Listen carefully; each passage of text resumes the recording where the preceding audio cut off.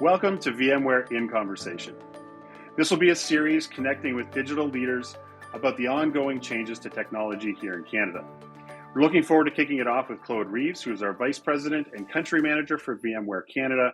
We're going to be going into Claude's thoughts on the changes in the Canadian economy, where Canadian CIOs are seeing their priorities today, cybersecurity and how that impacts some of those strategies, and the change to the work environment in the last couple of years. Thanks very much for joining us, Claude, and welcome. Well, thank you very much, Peter. Excited to be here on the first episode. I feel privileged to be here. Looking forward to it.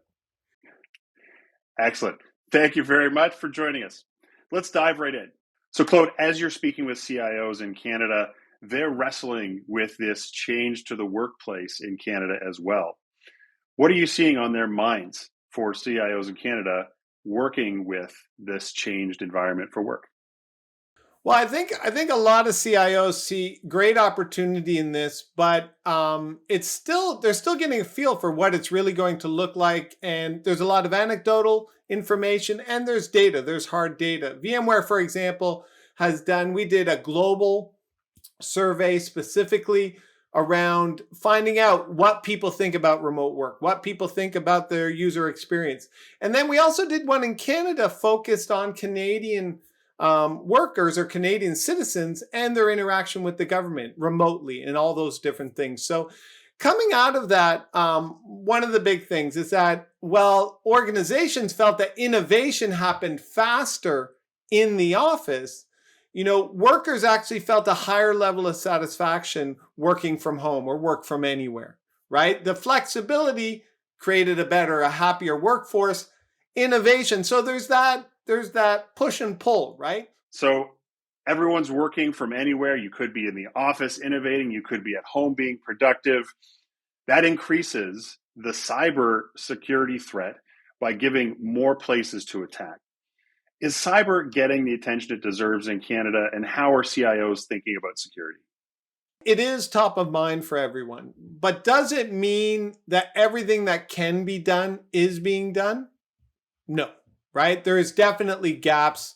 Whether you're government, whether you're industry, there's always going to be gaps, and the bad actors out there, they never go to sleep, right? They're continually doing it. So as we create a larger surface area, risk area, right, by having everybody remote, the tooling and platforms that we're building on should have integrated security.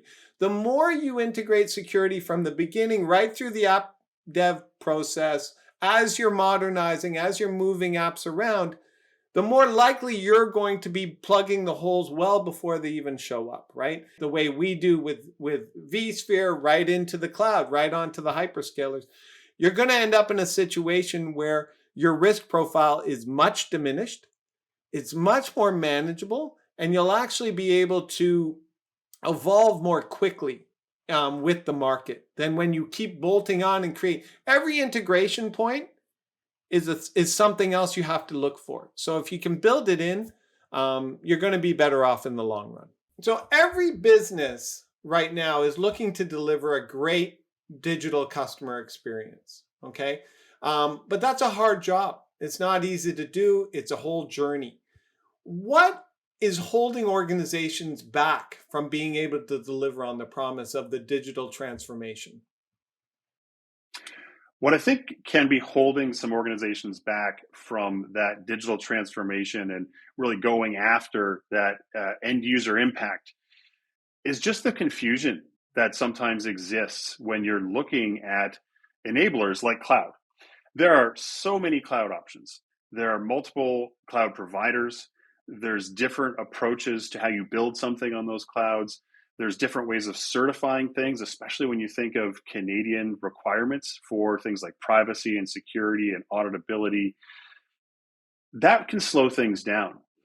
And it can be very easy for an organization to say, we are going to embrace the cloud to help accelerate our innovation, and then spend 2 years thinking about how exactly I'm going to get to the cloud. And then maybe spending another 2 years in getting the platform right for the cloud.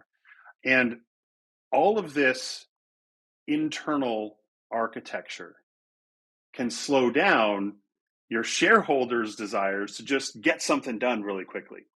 And so that can be a challenge for Canadian organizations. And that's one of the things we've been helping a lot of people with. Started as an idea a couple of years ago. How can we move someone to the cloud really quickly so they can start to make an impact on those top line projects? And now we have several Canadian customers who have moved everything to the cloud and are at that next step of innovating on top of the cloud today. And so that speed to cloud, the speed to innovation is something that's incredibly important. And a lot of our early adopters in Canada are now seeing the rewards of making that investment in multi-cloud, and we've helped them to get there. You've been with VMware quite a bit longer than me. You've interacted with customers through a whole evolution of technology.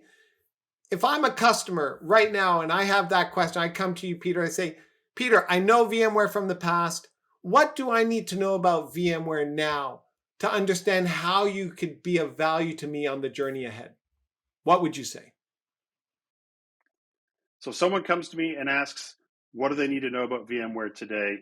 There's a couple of things. Number one, VMware is all about multi-cloud. And so when you are looking at moving your organization to the cloud, at trying to figure out which cloud makes the most sense of how am I going to get this monumental task done, VMware is the partner that can help you get there and has helped your peers get there as well. Number two, the thing to know about VMware is that we are moving rapidly towards Kubernetes and modern applications. And if you have a strategy that's based on modernization, if you are embracing Kubernetes and you're not quite sure exactly which cloud is going to be your ultimate destination, we should absolutely be talking as well, because we've helped many of your peers get there as well. That's what I'd like people to know about VMware today. Claude, before we close out, I want to give you an opportunity to touch on something that I know is incredibly important to both you and I, and that's being a good corporate citizen and really being a part of the community that you're involved in. What are some of the things that VMware has done in Canada to contribute to the good of our community that you're particularly proud of? Well, actually, VMware has had a long history of being a very good corporate citizen here in Canada. And in my year and a half here, we've been able to just continue that journey as a corporate citizen here in Canada. A few of the ones, or two that come to mind really strongly, is recently VMware committed to a significant investment in innovation here in Montreal, in my home city, around 5G and 6G, around getting the internet out to everybody, making sure that, the technology is really benefiting everyone. We saw examples of how it will benefit healthcare, remote healthcare, how it will, change the way remote communities and city communities interact with technology, interact with, the internet and with applications. And that was here in Montreal. Great working with the Innovation Center here in Montreal, working with other partners to do that. And then on the other side, completely different approach is an investment we've made with First Nations University of Canada. I was recently in Regina sitting down with the university executives, meeting some of the students. And the goal there is to really invest in their education to make sure that as students come out of, in this case, Indigenous students who have been left out of a lot of the digital economy, that the investments are made to pull them into the digital economy, into the well-paying jobs and the career opportunities by giving them training, by making training on the modern technologies, practical technologies, VMware in this case, but we're actually talking to other partners about getting involved as well, and really making sure that First Nations University students have full access to everything they need to become part of the digital economy. And one of the great things about it, they don't have to move to Toronto to do it. The beauty about our industry, the beauty about the digital economy, you don't have to go somewhere to join it. It can come to you. And so we're very, very proud of the investment with First Nations University, the investment in Tetra and the Innovation Center here in Montreal. We are happy to do and very proud to do it. I love it. Claude, I am incredibly proud of those investments as well in driving forward First Nations communities in Canada, driving forward technology that can connect to all points in Canada, taking advantage of, I guess I'll call it the silver lining of this pandemic, is that we can have tech everywhere and we can bring in the greatest minds from every corner of Canada to contribute to this global digital economy. I'm incredibly proud of those investments that we've made together. I'm very, very happy to be here as well. It's a great place to be in what is a crazy industry. Thank you, Peter. Thank you, Claude, for being our very first guest on VMware in Conversation. To our Canadian audience, be on the lookout for additional conversations with technology leaders in the future. See you next time.